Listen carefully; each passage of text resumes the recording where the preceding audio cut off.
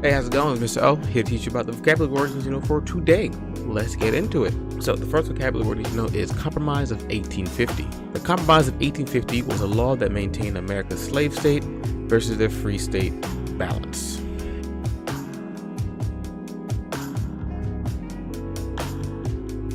The Compromise of 1850 was the last-ditch effort to try to keep everybody happy, right? So you have the northern states, so people like New York, Pennsylvania, Vermont, New Hampshire, Rhode Island, Connecticut, all these northern states.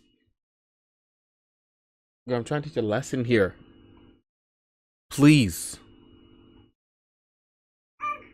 Oh, that's what you're going to tell me now. That's how you feel?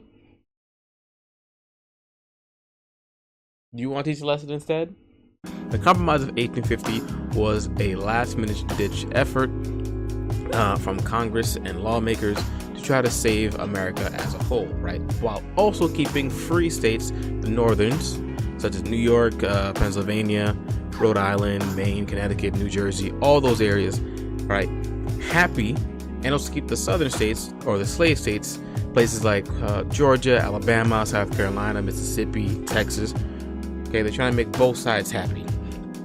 And on top of that, they had something called the Fugitive Slave Act. The Fugitive Slave Act was essentially if a slave, let's say for example, they leave from the area of Georgia, right, and they move to New York, right, they run away to New York, they escape through the Underground Railroad, and then somehow the slave owner sees his slave in New York, he can then say, hey, that is my slave, he has to come back. And if they don't comply with that, if they don't follow that rule, they have to pay like $1,000 in fines. That's a lot of money. So that was the Compromise of 1850. On top of all that, another way to make it like more quote unquote fair, it's not shown here, but over here in California agreed to come as a free state, right? And then Washington D.C.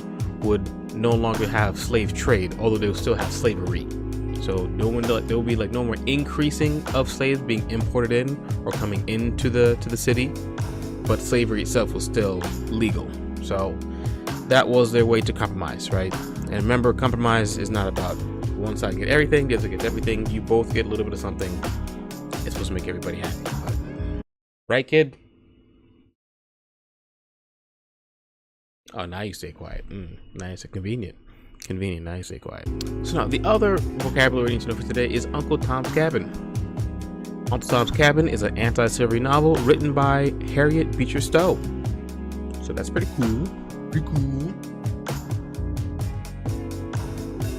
In the 1960s, the term Uncle Tom changed. So in 1852, right, when it first came out as a book, it was revolutionary. Lots of Northerners didn't know what was happening to slaves, and lots of poor Southerners didn't know what was happening to slaves either.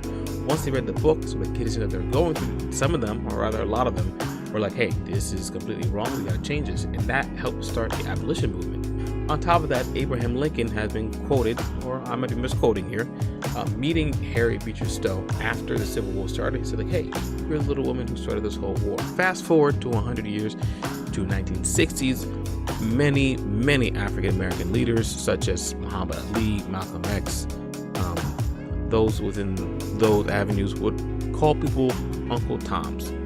In this context, Uncle Tom would be an African-American who had sympathy or who had sort of more positive emotions toward white people, or something like, for example, like Malcolm X or Muhammad Ali thought that essentially, hey, we need to separate ourselves or fight against the whole entire system or against the whole entire group of white people.